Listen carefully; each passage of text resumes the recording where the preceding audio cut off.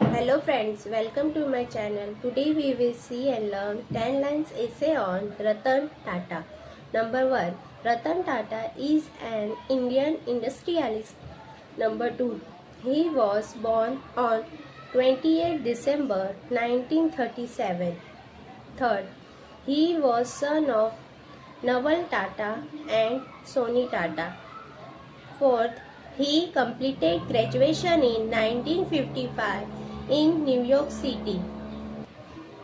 Fifth, Ratan Tata joined the Tata Group in 1961. Sixth, he became the chairman of Tata Groups in 1991. 7.